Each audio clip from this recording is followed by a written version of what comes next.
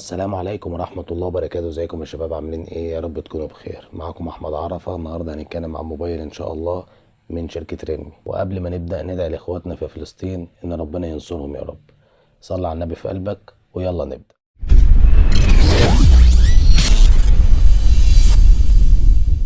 التليفون اللي معانا يا صديقي هو من شركة ريلمي، وهو ريلمي سي 67 الفور جي مش الفايف جي. الفور جي يعتبر خلاص نزل السوق المصري، وتم تسعيره كمان ب10 تلاف جنيه. فالتليفون ده سعره مميز جدا بصراحة. انا اول مرة اقول سعر الموبايل في اول الفيديو عشان اعرف الناس ان هو يعتبر سعره مميز في الوقت اللي احنا بنمر فيه في ازمة الدولار. ولكن عايزين ان احنا نعرف هل يستحق الشراء ولا لا. هنقول مميزاته وعيوبه مع بعض. يلا نبدأ مع بعض سوا. وطالما ذكرنا ان احنا هنبدأ بالمواصفات يا صديقي، يبقى احنا اول حاجة هنبدأ بيها هي التصميم والخامات بتاعة التليفون. تصميم التليفون هنا شيك بصراحة، وجاي من خامات من البلاستيك المصنفر، وشكله مميز بصراحة. ويعتبر البلاستيك ده بلاستيك مقوى، يعني كويس جدا منك عشان لو وقع منك لا قدر الله او اي حاجة يقدر يستحمل الصدمات. ودي مش الميزة اللي فيه. اول ميزة ان التليفون ده يعتبر خفيف نسبيا ومريح في الايد، ووزنه 185 جرام. ونيجي على طول للميزة يعتبر الأولى وهي الأساسية، إن التليفون ده جاي بمعيار IP54، ودي الشهادة اللي بيجي بيها. الشهادة دي يعتبر إن هو مقاوم للماء والغبار. هي مش شهادة رسمية إنك تعتمد عليها إنك تنزل بيه تحت المية، ولكن كويس إنك أنت ممكن تليفون لو وقع منك في المية لمدة مثلا 10 ثواني أو 15 ثانية هتقدر تلحقه ومش هيحصله فيه حاجة. وطالما ذكرنا التصميم يا صديقي، يبقى احنا اكيد هنقول الشاشة معانا. الشاشة هنا طبعا كبيرة بقياس 6.72 انش، بصراحة حجمها كبير جدا وشكلها كويس. ما بتيجي مع ثقب في الشاشة، وبتيجي من نوع IPS LCD.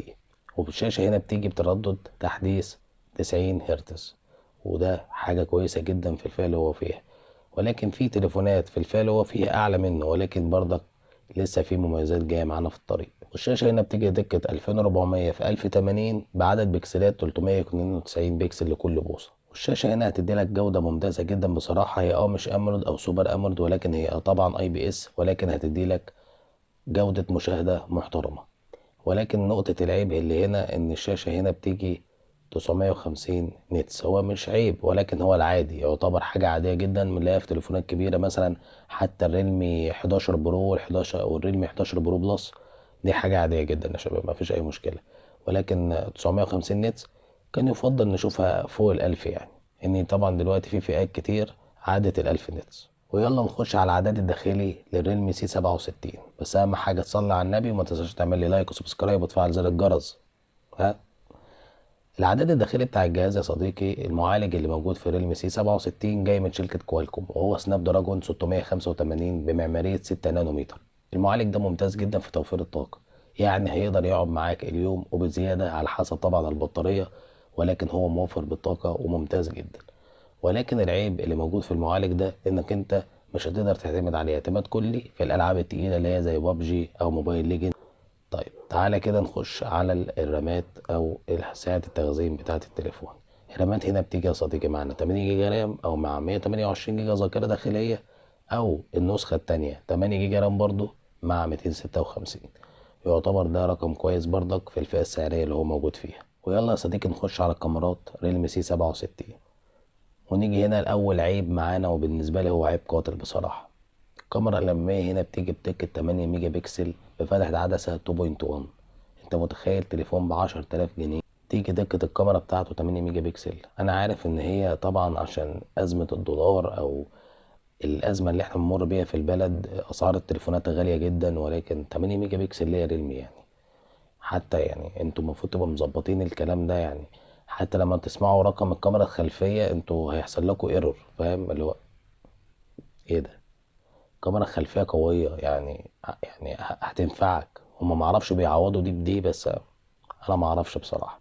دقة الكاميرا الامامية كويسة، يعتبر حد ما الصبح هتاخد منها تفاصيل خفيفة جدا، ولكن بالليل مش هتاخد منها اي تفاصيل، او في الاضاءة الخفيفة هي مش موجودة، يعتبر ما تعتمدش عليها اعتماد كلي. ولكن انت لو بتعتمد على الكاميرا السيلفي يعتبر شبه يوميا، او بتعتمد عليها عموما على شغلك او اي حاجة تاني، دي مش هيبقى مناسب ليك التليفون ده خالص. تمام. الكاميرا الخلفية هنا بتيجي معانا قوية بصراحة وممتازة. الكاميرا الخلفية هنا بتيجي معانا 108 8 ميجا بكسل الكاميرا الرئيسية.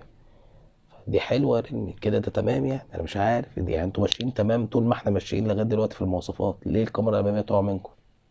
مش عارف بصراحة. وفتحة العدسة هنا بتيجي معانا 1.8، ويعتبر التليفون الكاميرا الرئيسية بتاعته كويسة نسبيا، بالليل او بالنهار هتديلك تفاصيل ممتازة.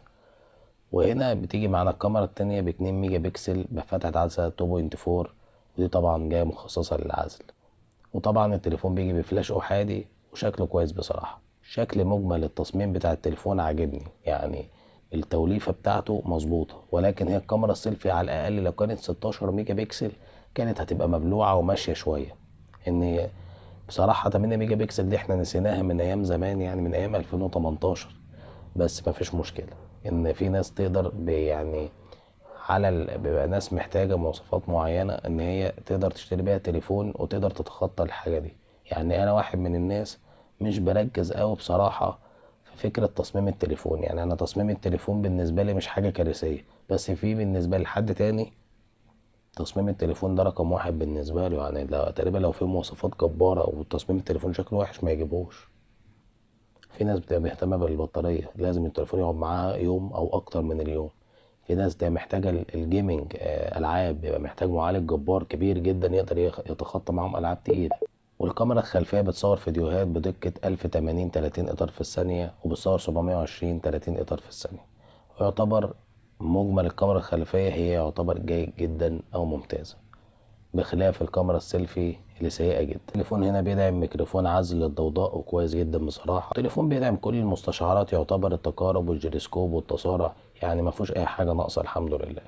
والتليفون هنا بتيجي معانا بميزة جديدة، وهي السماعات بتاعته بتيجي استيريو، ودي حاجة ممتازة بصراحة ممكن نشوفها في الفئة اللي هو فيها دي، وصوتها ممتاز برضه. والتليفون بيجي طبعا بنظام اندرويد 14 مع واجهة ريلمي المخفضة ريلمي ايديشن 4.0. ونيجي للميزة الأخيرة وهي البطارية. بطارية التليفون هنا بتيجي 5000 ملي أمبير، وبتدعم الشحن السريع 33 واط.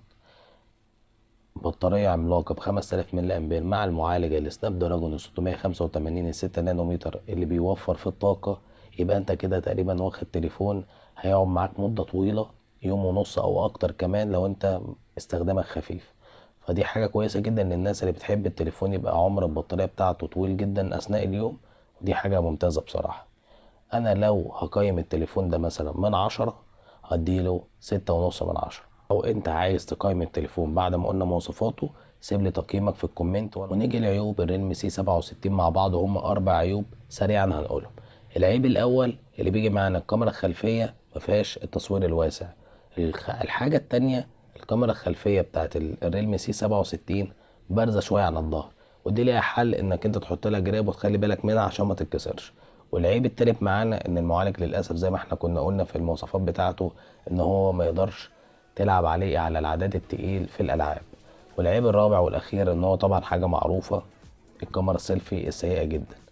ونيجي طبعا للمميزات ريلمي سي 67 اللي هنقولها مع بعض دلوقتي. نيجي طبعا اول حاجه وهي البطاريه ال 5000 ملي امبير اللي بتدعم من 33 واط، ودي حاجه كويسه بصراحه هيقعد معاك يوم او اكتر مع الاستخدام الخفيف.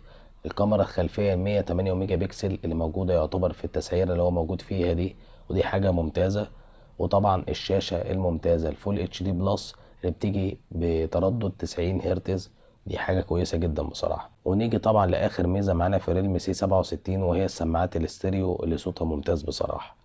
وطبعا سعره يعتبر هو ميزة ولا عيب، ولكن أنا بالنسبة لي ميزة في الزمن اللي احنا فيه دلوقتي إن هو سعره 10,000 جنيه، يعتبر توليفة ممتازة هتاخدها بالمبلغ ده. طبعا لو انت تخطيت العيوب بتاعة التليفون. وانتوا يا شباب لو هتقيموا التليفون اكتبوا لي في الكومنتات وعرفوني تقييماتكم للتليفون عاملة ازاي، ومن بعد كده ان شاء الله في الفيديوهات الجاية هنبدأ نقيم التليفونات. ومن بعد كده هنبدأ نسعر التليفونات للأسف بالدولار، عشان احنا ساعتها مش هنبقى عارفين التليفون هيبقى جاي مصر سعره عامل ازاي، ان حتى سعره بالدولار بره ما بيجيش سعره في مصر زي ما هو بسعره العالمي بالدولار. اهم حاجة يا رب تكون المراجعة عجبتك، ما تنساش تعمل لي لايك وسبسكرايب وتفعل زر الجرس عشان يوصل لك كل جديد. كان معاك احمد عرفة، سلام.